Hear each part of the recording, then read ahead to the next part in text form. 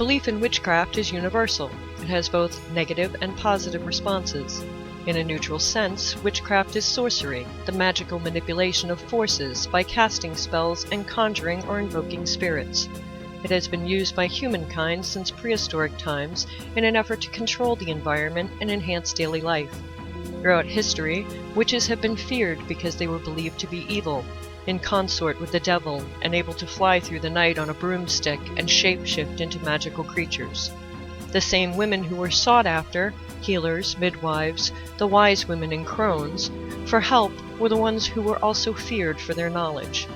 In truth, witches are in tune with nature and with themselves. They are men and women who are dark and light, day and night, healer and justice all in one.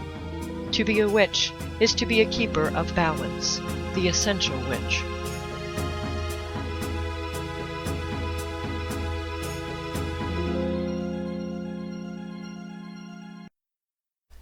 Good evening, everyone, and welcome to The Essential Witch. I am your host, Ravenwings, and in the chat room so far tonight, we have Bernie, we have Mrs. Brown, we have Ravenfire in the house. So come in, join the chat, hop into the chat room, hang out with us. We kind of have fun in there every now and then. You know, we try. We really do try. So tonight, I am going to be talking to you guys about familiars. Now, the show that's on after mine, is Lady Stars and Fire, and her show is Getting Familiar. So she does talk a lot about familiars, but I wanted to do it from a little bit of a different aspect of it, as in like the history and all that wonderful stuff too, and just go into a little bit of explanation on different things. So it's not the same kind of show like she does, because hers is totally different. So if you've never heard her show, stay tuned after my show and listen to her show. It's really cool. So today I'm going to try to enlighten you guys on what exactly a witch's familiar is. I found some cool history and stuff on it, but you want to keep in mind, though, a familiar usually finds us. We don't normally go out and find them. They find us when we least expect it. So, okay, can we not hear me? I have no idea. I'm wondering if Bernie cannot hear me. If I have no sound, please, by all means, let me know, because from here, it looks like I have sound. In legend, a familiar, or a familiar spirit, is a supernatural being that helps support a witch or a magician. Traditionally, a familiar is an animal, but some are said to be humanoid. Familiars often have special powers of their own as well. When witchcraft is portrayed as a type of communication or alliance with evil forces in order to gain magical powers, a familiar can be considered a type of demon. The stereotypical familiars in Western culture is the black cat, of course. Black cats are strongly associated with witchcraft, and there are a number of superstitions regarding them. If a black cat crosses your path, it's said to be a portent of doom, or for example, and, you know, all that wonderful stuff. If a black cat crosses your path, people, it's because it's got someplace to go. It's not going to hurt you. A familiar can be any animal, nearly any animal, however. Other common forms of a familiar, you know, are like the dog, the owl, the toad, stuff like that. In the days of widespread persecution of witches, every witch was believed to have a familiar. And close animal companions were sometimes considered proof that a person was a witch. So if you had a really good dog or a really, you know, loving cat, that was all the proof they needed to say you were a witch. In addition to animals, humanoid creatures were believed to serve as familiars as well. Sometimes these familiars looked like regular people, and sometimes they were said to be odd in appearance, having some kind of deformity or resembling the stereotypical images of demons, of course. The legends of this period also often attribute the habit of drinking blood to familiars. Familiars were considered at least as dangerous as witches, and they were thought to be supernatural beings that looked like normal animals and could spy or wreak havoc for their witch without being easily detected. While Christian traditions interpret familiars as demons, to Wiccans and neo-pagans, they're more like a Christian concept of a guardian angel, so to speak. A witch's familiar can be his or her closest companion, a lot of times offering moral support, special knowledge, and even and or physical healing. We see today now that they use dogs in, people with PTSD and people who have seizures and people who have cancer, and it helps with them with panic attacks and stuff. So I mean, that could actually be considered a familiar even without being a familiar to that person. Wiccans may seek a familiar through meditation or divination, but most do believe that familiars can be summoned, contrary to traditional Western legend regarding witches and black magic. The author Philip Pullman offers an interesting take on the idea of the familiar in his Dark Materials trilogy, in which he says every human has a daemon. It's a D-A-E-M-O-N in animal form that has parallels to various cultural interpretations of the soul. So supposedly every human has, a mirror image of their soul in an animal. Historically speaking, during the days of the Inquisition, familiars were said to be given to witches by the devil. They were, in essence, small demons, which could be sent out to do the witch's bidding. Although cats, especially black ones, were the favorite vessel, I should say, for such a demon to inhabit. But, dogs, toads, other small animals, all that stuff was able to be used. According to the Witchcraft Act, the Ancient Witchcraft Act of 1604, it was a felony to consult or entertain, employ, feed, or reward any evil or wicked spirit to or for any intent or purpose. An act that the Witchfinder General, Matthew Hopkins, used with zeal when extracting confessions. Hopkins used the Malleus Maleficum. This was basically the handbook for any witch hunters. It basically told you how to get a confession from a witch and what to look for, and forget it. If you had a birthmark, you were already marked. He used this Inquisitioner's Handbook. It offered no instructions concerning familiars for the trials of witches, but it did acknowledge that any animal familiar always worked with a witch in everything. So as such, it advised the inquisitor never to leave a witch prisoner alone, or the devil would cause him or her to kill themselves, accomplished through a familiar. With this in mind, Hopkins would tie up the witch in a cell and leave them alone while watching secretly for their arrival. If so much as a fly or a beetle approached them, it was deemed proof enough that they were indeed witches. So, back in the 1600s, you could have a fly on you, and I'm sure they had plenty of flies on them being locked up in those jail cells and stuff, and that was proof enough. You're a witch. In contemporary witchcraft, any thoughts of animals as demonic spirits or evil have been left far by the wayside, thank the gods. Though many modern witches still use animals when working with magic, utilizing their primordial instincts and psychic abilities to attune with nature and deities. Animals are sensitive to psychic power and vibrations, and maybe because things that are self-evident haven't been taught out of them by well-meaning but misguided teachers. So, all are welcomed into the magic circle when power is being raised or spells are being cast. They're also used to help in scrying and divination and even spirit contact. And when you're working with magic, animals act as a guard in psychic defenses they react visibly to negative forces and harmful energies. And if you have fae, they really like to play with your pets. You should not think of an animal familiar as a spirit, though, which can or should be used as tools in magical rituals. Certainly an animal might choose to be present during a ritual and make its presence known in ways of its choosing, but it should never be included and thought of in the same way as you would think of your athame or your candle.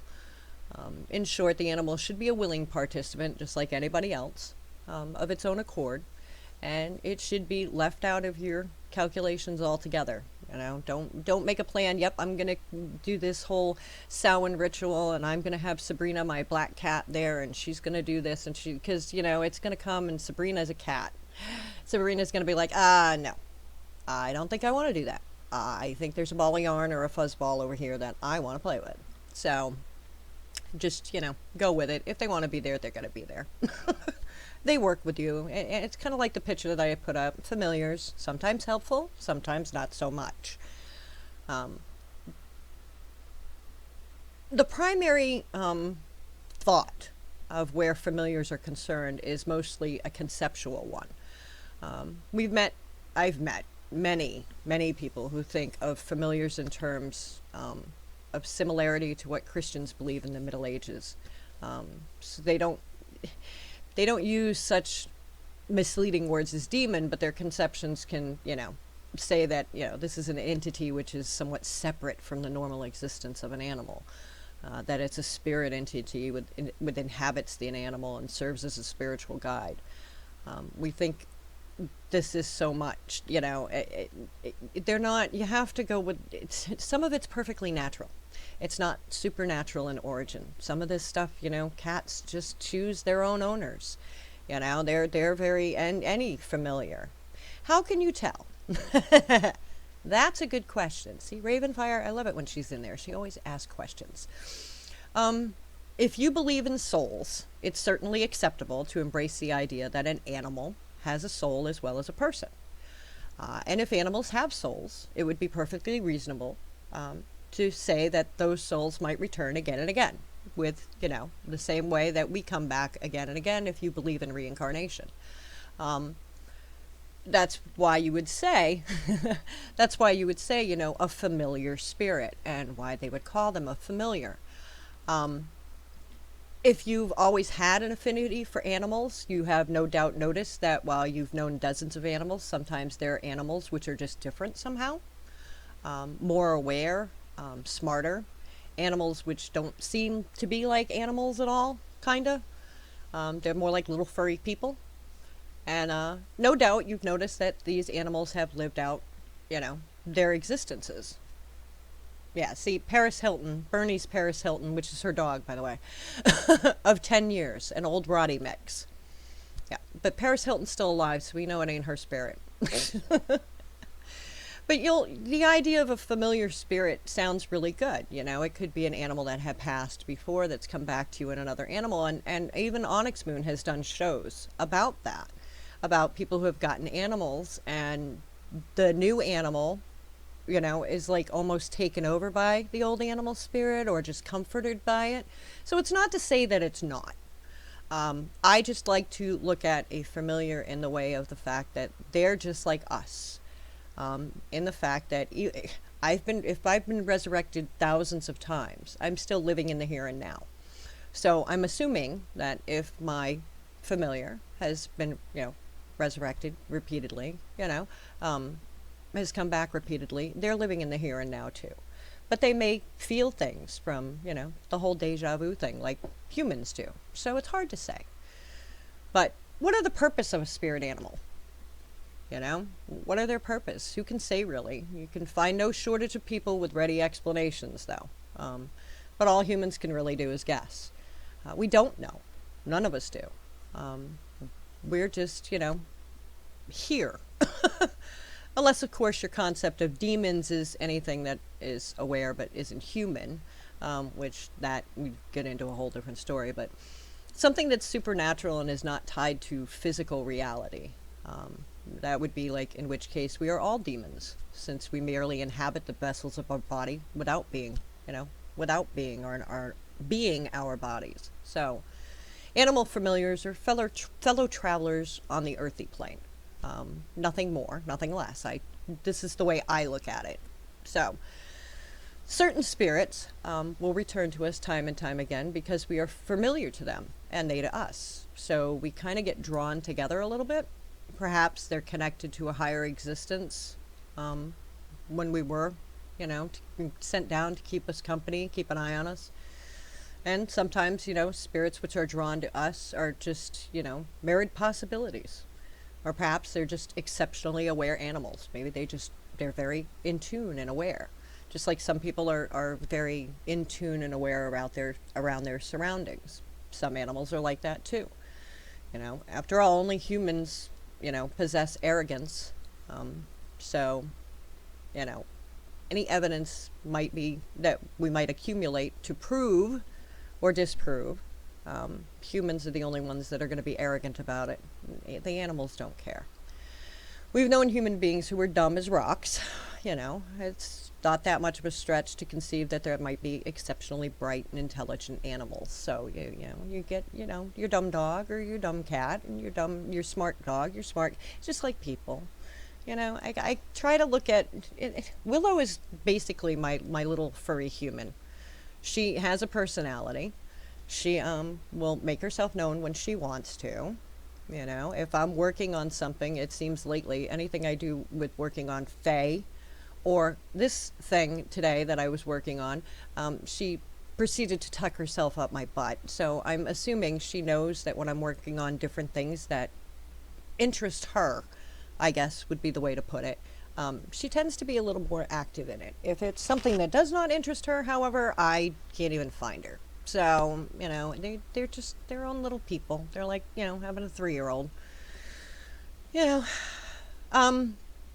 Just as we're variably drawn to associations with other people, it's like we are drawn to other people, that we can't explain why. You can be drawn to familiar spirits and animals.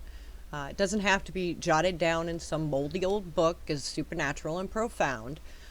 Just as you are simply you, they are simply they, and you just happen to be crossing the same road at the same time. Try not to overthink it so much. A lot of people will really overthink the whole familiar thing and think, well, I'm a witch, I have to have a familiar, I have to have this, it's got to be that, no, you don't. If you're meant to have a familiar, it will find you. It will absolutely find you. They will make themselves known. Don't drive yourself crazy. I just lost my place. Sorry about that, guys. So, how can I tell if an animal is a familiar? Good question. I feel like one of the most important aspects of having a familiar is the fact that they choose you and not the other way around. That doesn't mean that you can't go to a shelter and find a familiar. That's where mine came from. But it does mean that you can't just go grab the first dog or cat you see and try to force them into being your familiar. You should definitely experience an immense amount of trust between you and your potential familiar. Trust is the cornerstone and the foundation of magic. So without that trust, a familiar relationship can't take place. Once trust is established, there should be an overwhelming sense of unconditional love. For me, when I decided to get a new cat, I wasn't going out with the intent of getting a familiar. I went out with the intent of getting a cat, which it took me a long time to be able to do this because my original familiar lives with my aunt. Her name is Miracle. She is a gray cat. She is now all of 15 years old. So she has really outlived normal cat years. And she is still very active. She still has all her teeth. She still, goes in the litter box and buries it and everything. She's still got all her facilities. She's not in any way, shape, or form physically or mentally handicapped at all. I had to get rid of her due to moving out of state, and I left her with my aunt, and my aunt's had her for 6, almost 7 years now. So it was very difficult for me to even come to a determination of having a familiar because she was my familiar. This cat went with me everywhere. She slept on my legs at night. If I did anything, any spells, any working, she was right there all the time. So it was very difficult for me to even grasp a concept of trying to replace a familiar, especially considering she had not passed. So when I went to the shelter, I sat on the floor with like 17 cats, who all proceeded to crawl all over me. But the one that we came home with, Willow, she made it abundantly clear that she was the cat that needed to go home. However, I did work with another cat while I was there that was not friendly at all. I got it to be friendly, so that one will actually now be going to an adopted family, along with a big gray cat that they had there. But yeah, if you can go to a shelter and just sit in there with the kittens even, trust me, if that's what you're looking for is a cat or a dog or whatever. And I always say go to shelters because, they're like our orphaned children, and it doesn't always have to be a kitten or a puppy that you get. You'd be amazed at what an older animal can do for you too. You may not have as long of a time with them, but there are advantages, especially if they're already litter box trained or if they're a dog and they already know how to go outside.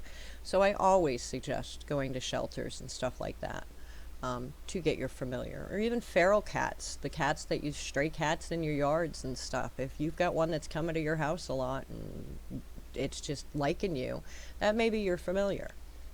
So just a thought, save the little ones that are out there. So can anyone have an animal familiar? Yes. You don't have to be a shaman. You don't have to be a seer. You don't have to be a priest or a priestess or a witch to have an animal familiar. The ordinary layperson,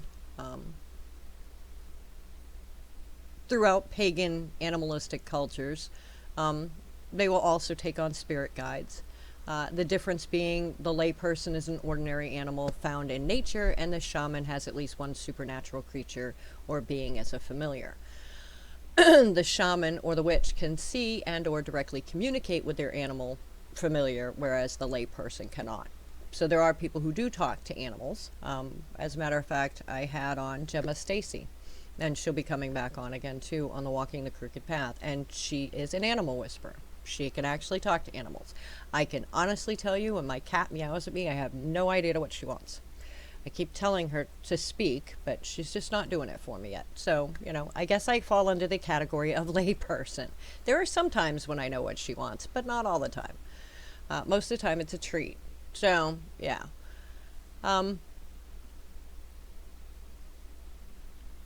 Anyone can be pagan. But not everyone will have the ability to be in the priesthood of the pagans as an initiate.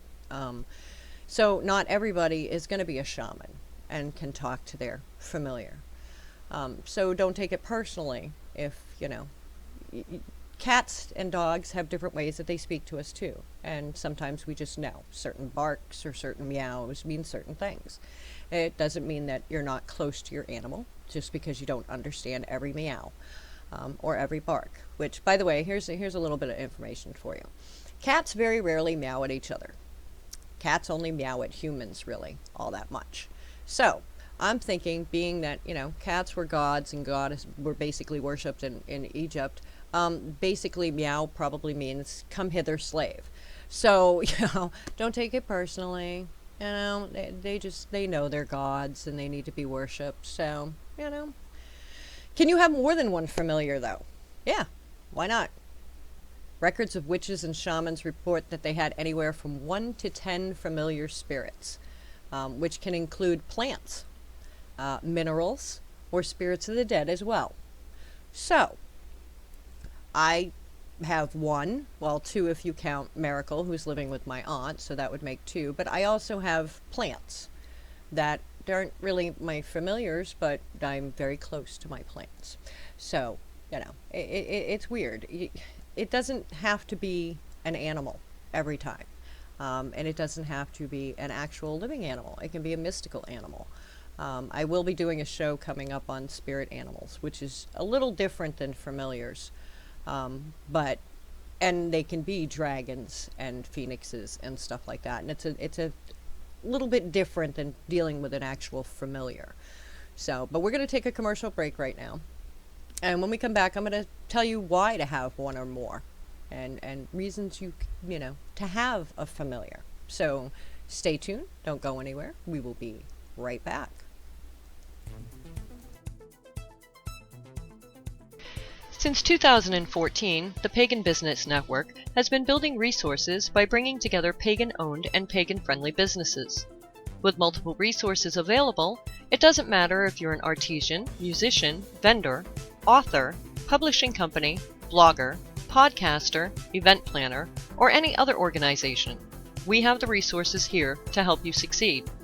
Becoming a member is easy and affordable, even for the smallest of budgets. With your membership, you will get Business Spotlight, which is an article written in an interview style, complete with details and photos. Social media sharing through the Pagan Business Network. A blog roll. A membership card for discounts at participating businesses. You'll also get discounts on tickets to all Pagan Business Network events and so much more. You can check us out at paganbusinessnetwork.com for more information.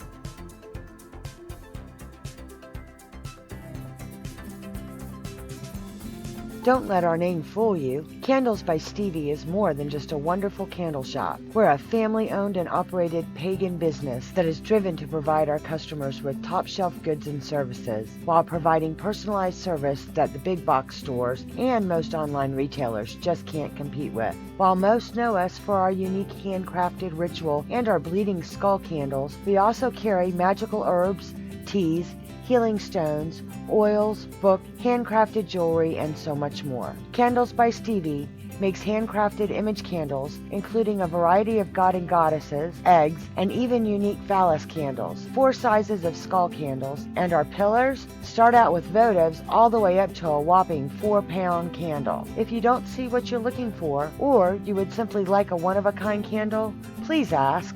We love making custom candles. You're invited to visit us at Candles by Stevie, located at 325 5th Avenue, Northwest Atala, Alabama. Our phone number is 256-312-8227. But don't worry, if you're not able to stop by, we'll gladly ship our products worldwide. You can call us, or please feel free to visit our Etsy page at candlesbystevie.etsy.com. And don't forget to like us on Facebook.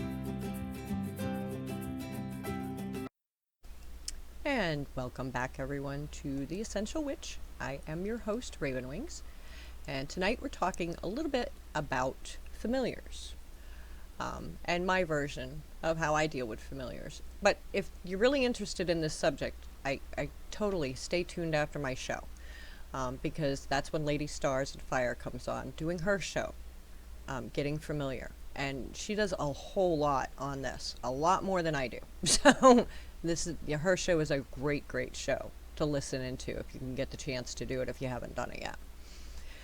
So why have one or more? Why even have them?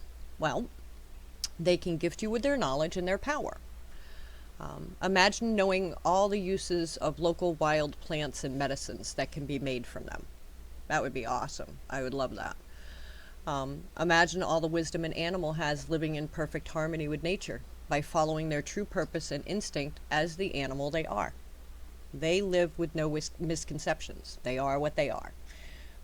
Unlike humans, they don't put on a facade and a little mask and, act like one thing, and then as soon as you turn around, act like something else, although I have caught my cat sticking her tongue out at me. But they can teach you how to live in harmony with your body and your environment. Also, your animal familiar can come to your aid when called, or even when they sense that you're in danger. You'll probably get more use from a dog from that, but cats do pick up on different things too. So, if you see your cat standing there and its fur all of a sudden goes up all over its back and it's hissing and you don't see something there, apparently it does. So, they can gift you with supernatural powers like second sight, foreknowledge, healing with your hands, the ability to travel between worlds, and the ability to see and hear spirits of unseen realms, like fairies. The ability to converse with these spirits of the dead, among other talents. These are all talents that animals have that we don't. It's like children who grow up and they see ghosts when they're younger, but they don't see them when they get older. Reason being is we're told repeatedly it's not real. It's in your head. It's your imagination. My son had an imaginary friend who lived in a laundry basket. Never once did I tell him he didn't have him. Because I truly believe my son had an imaginary friend living in a laundry basket. And they got into a fight one day and he kicked him out and made him live in the tree in the backyard. Never once did I tell my kids, no, you don't have this, and no, it's just your imagination. Because how do we know? How do we know they're not seeing things that we're not seeing? Animals are the same way. They don't have the training that we have growing up, that, if you can't see it, it's not real, and it must be an imagination, and it must be this, and it must be that. They don't go through that. They're just what they are.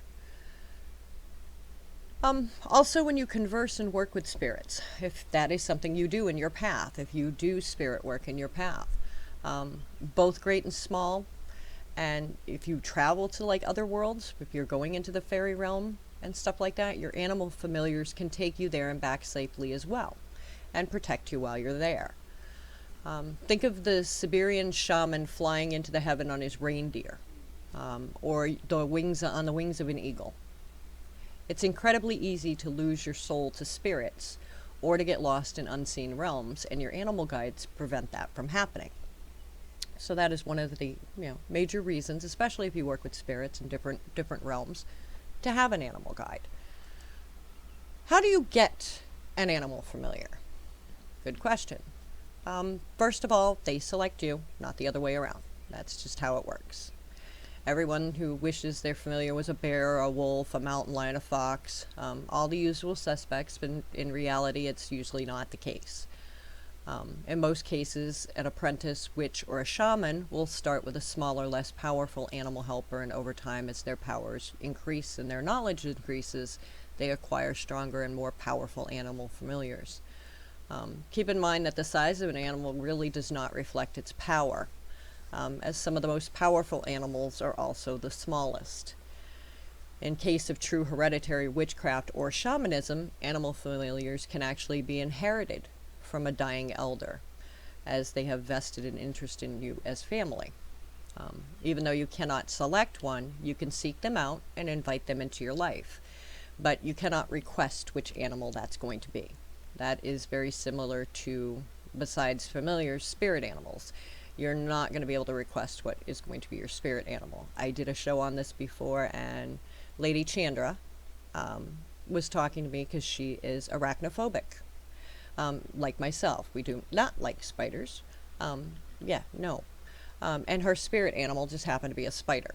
She's like, how do I deal with that? Because I'm scared to death of it.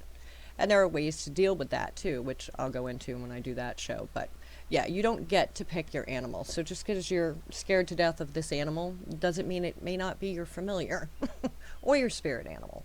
So don't expect your animal helper to appear to you inside your home or within a city as a domesticated creature either. You're not going to, I'm going to expect a bear to come in my living room and I live in New York. No, probably not going to happen that way.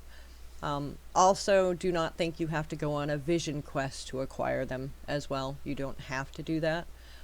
It's used in different cultures, but it's a cultural thing that does that.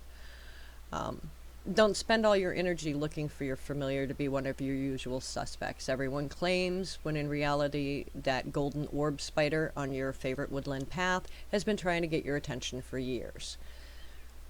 Don't forget that the animal familiars include insects, birds, and creatures of fresh and salt water as well. So you could have a turtle. Today's city dwellers have such a negative view of wild animals and insects that no wonder man hasn't found their familiars. They're terrified or grossed out by them.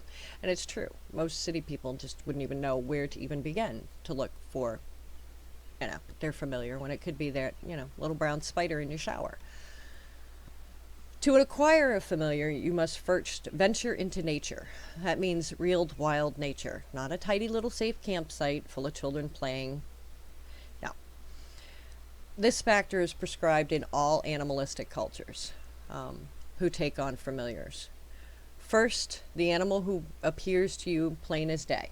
So if you're walking in the woods and you come across a chipmunk, whether it's a vision, daydream, real life, who's to say, it will appear to you. In reality, not in a visualization or guided meditation, you will also have that animal appear to you. You may miss it completely if it's not like a native animal to your area, because exotic species will definitely get your attention. But it could be something very common. Poor Mrs. Brown could actually have one of those squirrels being her familiar that's eating up her garden, which would really stink. I'd be upset about that one, but it could be, If it's a native animal, do not assume right away that it's your familiar either. It could just be a chance meeting. But if it appears to you like 3, 4, 7 times, a lot, in unusual circumstances, there's no question that this is going to be your animal. And they do change, just like spirit animals will do changes as well. This animal is going to come to you when you need them.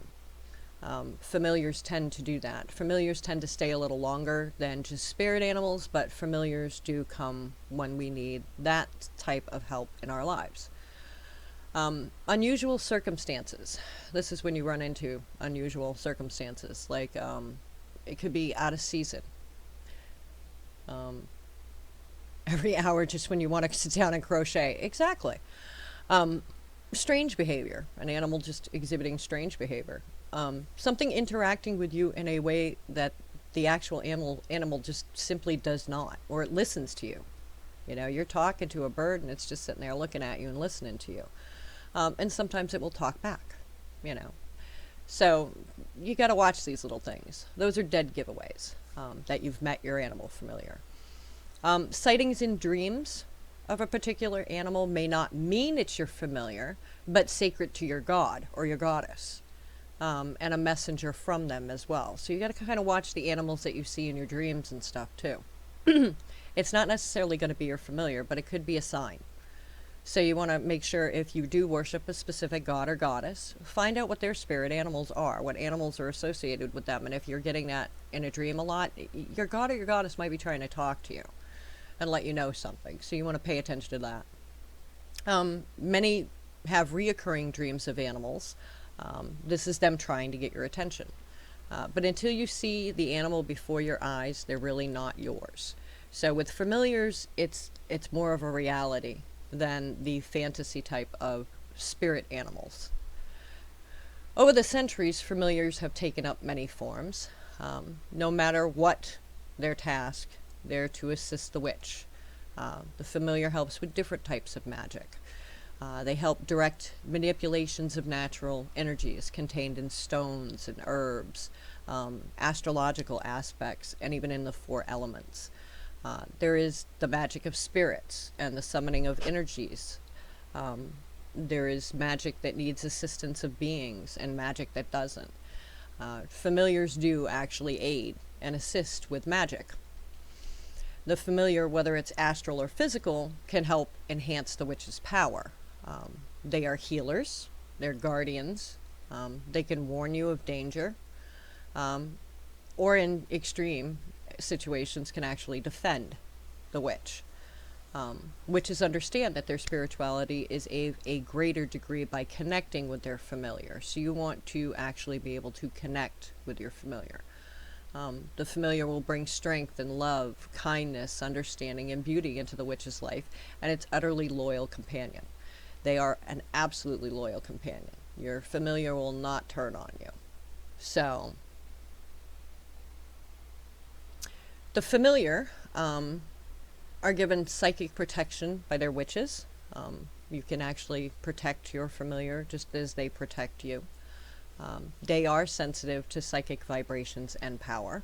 And they also visibly react to the presence of any evil or negative energy. Even in California, when they have these minor earthquakes that, you know, nobody feels because they're so used to them now, animals will detect it and freak out because they can feel that vibration even before humans can. Any kind of energy like that. They said when Mount St. Helens was getting ready to erupt that a lot of the animals were freaking out in the woods because they knew what was coming. They have insights that we don't have because they haven't had theirs, you know, trained out of them over the years. Sorcerers, I'm going to use this word, but sorcerers around the world have familiars in the form of spirits. These can be shamans as well. They set tasks for familiars and send them to do bidding. In New Guinea, sorcerers use snakes and crocodiles as familiars.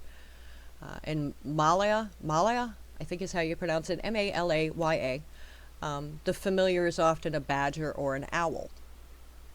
And familiars are passed down from generation to generation. The creatures of the jungle are familiars used by witches in Africa. The monkey, the lizard, the jackal, the bat, leopard, snake, and toad. For their familiars, the Zulus dig up corpses and reanimate them with magic. These familiars are sent out into the night to scare travelers. In shamanism, the initiates find their familiar by manifesting an animal, a bird or a reptile shape. If the familiars are sent into battle and they die, the shaman dies also. The shaman's familiar stays with them until their death, and then they disappear. And among the Eskimos, the familiar is embodied in an artificial seal. So, every culture, every area, every aspect of paganism and what have you and whatnot is going to have their own forms, A witch chooses an animal as a familiar because animals are more in touch with nature, okay? Unlike many humans, witches respect and revere the earth and nature and are one with the environment, or at least we hope we are. When a witch chooses a familiar, they have an intuitive rapport, and that animal will help that witch to be more in tune with nature. The psychic senses of the animal get stronger than that of the humans, so that enhances the witch's abilities. So if you're working on your psychic abilities and you have a familiar, you can actually work with your familiar to enhance your psychic abilities. The familiar benefits from being connected to the witch by gaining the enlightened view of reality, enhancing its own energies and abilities. And the familiar is a mediator, sort of, between the ordinary world and the magical world. And the two of them together will form a power, an actual power, allowing them to perform magic in the material world and the other world. So you can do it on both sides of the realm. Oh, and Bernie in the chat room says, "Oh, I have a white tiger that scared the bejesus out of my friend who went to meet her downstairs. He can feel them." Yes, Bernie has a lot of exotic animals that live with her, but not everybody can see them. But they do tend to make themselves known. I've heard some interesting stories about Bernie's house. I don't think I'm ever going to visit Bernie, just out of fear. She's got some interesting animals there. So, yeah. The witch and the familiar are committed allies. Basically, you're partners. And as the familiar is part of a group of animal consciousness, the spirit energy of the entire species is contained in one form. So, all cats, you're talking like your white tigers. Yes. Bernie has a white tiger that you cannot see. Bernie has a white spirit tiger. But this spirit tiger has made itself very known to people who have visited. Just like the white tiger, though, your regular house cat has the same energies that the big old, white tiger has, in a smaller form. It's the same energies. It's through the whole. It's like a wolf and a dog. These are very similar animals, so you're going to get the very same energies that you would get. So don't just assume, oh, well, I have to have a wolf because it's a powerful animal, and all I have is this, this little chihuahua over here. And, chihuahuas can be mean. Chihuahuas can be very mean. And he still has, that chihuahua still has that same, spirit as that big wolf.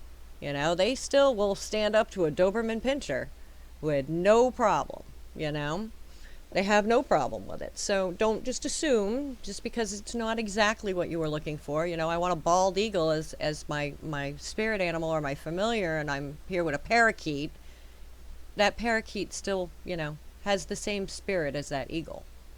So just keep that in mind when you're doing stuff like this. The familiar helps the witch to connect to her higher power and her consciousness. All the important qualities in the familiar are patience and protectiveness and kindness and just being loving. I love crows. Crows and ravens are mine, hence raven wings. So, yeah. I get followed by 3 everywhere I go. It's 3 crows or 3 ravens, depending on what area I'm in. But yeah, and go figure. I don't know. They just like me. And I have a cat as a familiar. Go figure. Your familiar can be drawn by subconsciously or consciously. If an animal like a bird or a creature comes to a witch subconsciously, it arrives without any planning, either on the physical or the astral plane. If consciously, the witch then chooses an animal specifically. Astral familiars choose their companions very carefully. They come and go as they please, although they are no less protective. Some witches will acquire several familiars, while others only have one or two. The familiar aids the witch in creating inclement weather and in spell casting. It has also been said that the small creatures that become witches' familiars, such as fairies, elves, dwarfs, and pixies. So yes, they can be familiars as well. Familiars transported witches to the sabbats. Humans have been transported into the fairy realm with the assistance of familiars. Witches were able to remain undetected by holding their sabbats in the astral realms. They were aided by their familiars and the use of flying ointment smeared on their skin. Familiars assisted the witch, including inducing in trances and aiding them to reach an altered state of consciousness. Frogs were often used by witches to aid them into going in and out from the spirit realm, because there was a magical connection between them. An altered state of consciousness, or a trance state, this is the part that allows the witch to astral travel or project as the witch's consciousness leaves the body. It's able to travel wherever they want, wherever they choose. As fairies live in a spirit realm, a witch often uses a fairy as a familiar. If you want to travel if you study fairy magic and you want to go into their realm, you'll end up with a fairy that becomes, close to you, that will assist you in going back and forth, and that actually can be considered a familiar. They allow a witch a doorway into the other world. Witches and fairies were often connected and worked well together. Familiars are powerful healers. They're also messengers between one world and the other, so they make wonderful and loyal companions for a witch. There are 3 types of familiars. They are physical, spirit, and artificial. The physical familiar is an actual pet. This is going to be your actual animal or creature, snake, whatever the case may be. Your spider. I know people who keep spiders as pets, so, whatever it is, that is your physical familiar. The spirit is a conscious entity that exists within the other world, beyond the land of the living. Magic is used for this creation of this, and then magic is used for the creation of an artificial familiar. So in Bernie's case, her tiger is the spirit consciousness familiar. If you had ended up creating one of your own, let's say you created this wonderful magical thing and you created a magical dragon that only you can see, we'll call him Puff. He would be an artificial familiar because he was created. He did not come to you. You created him.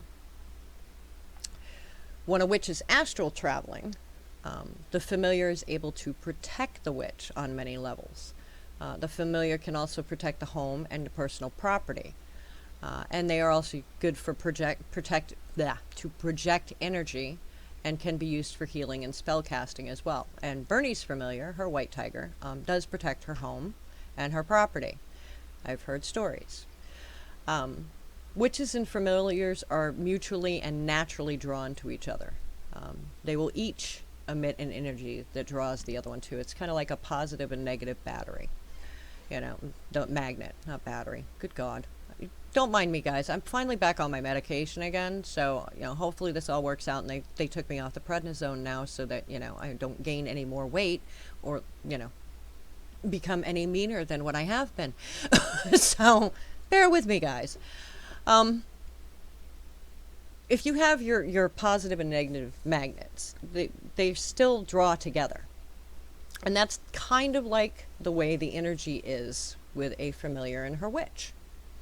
So it's kind of the easiest way for me to explain it. It's very complicated. That's why you need to stay tuned to the next show coming up. Lady Stars and Fire, Getting Familiar. She does an awesome job of explaining this. So, where was I? I just lost my place again. A witch communicates with its familiar as friends communicate with each other. So you can communicate with this familiar. The witch sees the familiar as an equal, and they believe all life forms are. Many witches have physical pets and form a really strong psychic bond with them, and they both gain a lot from the relationship. So if you can get that psychic bond with your familiar, you will gain a lot, because you're going to get a lot of knowledge, because they're going to give you the primal instincts that we don't have anymore. So, that is one of the best qualities that you get out of that, plus the loyalty. I mean, you can't beat the loyalty. But we are over time here for me to go to my next commercial break, so when we come back, talk a little bit more about it, so don't go anywhere. Stay tuned. We'll be right back.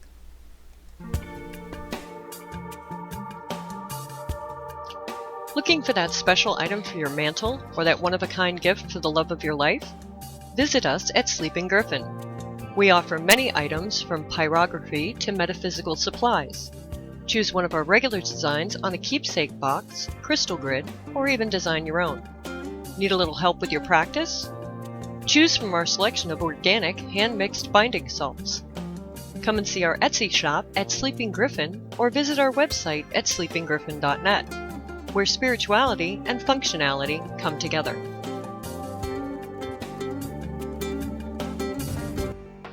The Witch Candle Shop is nestled in the beautiful foothills of the Appalachian Mountains, where we make all of the unique handcrafted goods that are offered exclusively through our Etsy store.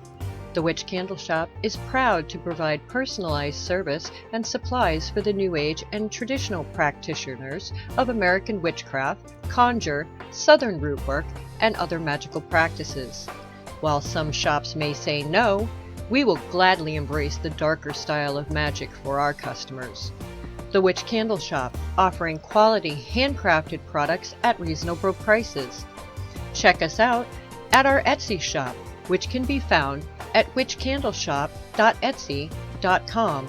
That's WITCHCANDLESHOP.ETSY.com.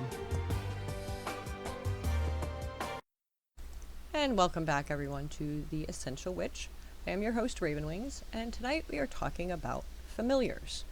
And I've gone over a bunch of stuff, but there's a lot of reading you can do, and like I said, if you want to stay tuned for the next show, she does a really awesome job of talking about, because it is a complicated world with familiars. So, but I wanted to get into a little bit of many of the mythological deities that we talk about had a familiar connected to them, and the word anemia, which means possessing life and spirit, was used by ancients to describe non-human creatures and humans. It's the connection that links all the creatures. The ancient cultures believed absolutely in a connection between humans, deities, and animals. This was often revealed by statues and pictures of gods and goddesses with an animal head or a mask, or the god or goddess taking an animal form.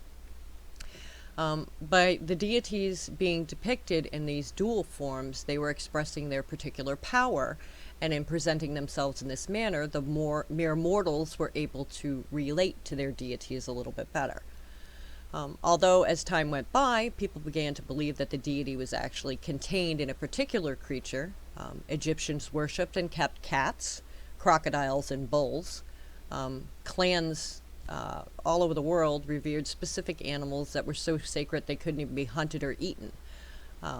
Over time, emperors kept animals and birds to depict their connectedness with a deity. The goddess Aphrodite herself had a swan familiar. The swan was associated with enlightenment. The white swan, which Aphrodite had, is akin to the moon and the symbol of romance. The black swan represented the dark side of the moon. The swan acted as Aphrodite's familiar, and she was often seen riding on it. The Gorgon, Medusa, had a black swan as her familiar. her swan familiar was committed to her. Swans had been connected to the gods as well as the goddesses. Zeus turned himself into a swan and presented himself to Leda, who became the mother of Helen of Troy. Apollo also had a swan familiar, and it's well known that swans have the ability to shapeshift. They can also take human form. The Druids thought the swan represented the soul, and the swan as a familiar could assist its companion in traveling to the other world. The swan is a wonderful familiar for witches, and because it has shape-shifting abilities, an ability to fly higher than other birds, it's often aided the witch to transport her over great distances. The Romans had a white fawn that was given to Ceratoris as a gift by the goddess Diana, and that fawn was a messenger. And then Cornelius had a familiar in the form of a dog. There were masks to represent sacred animals, which represented all the animals connected with the witches. It was believed that those who wore a mask could be possessed by the spirit in the mask that it represented. The mask was always either called a grilm or a helm by the Scandinavians, and it was thought that certain helmets gave the wearer entrance into the underworld, temporarily. When anyone wears a mask for any reason, it's prudent to know what powers they are calling on by wearing it. Birds and other animals have been used for centuries to form a connection between humans and animals. Mesopotamian healers dressed in the skin of fish, and skull and pelts of animals were worn during healings and religious rituals. Ancient priests and priestesses and shamans used masks, animal skins, skulls, and pelts of animals to create a link with and to call on the powers of specific animals. When practicing magic, witches often don a mask of an animal or some of the creature's traits to use them temporarily. A special psychic type of bond is formed with that creature. By wearing the mask, it was easier for the witch to shapeshift. Ancient priests learned this skill from otherworld deities they encountered during their astral travels.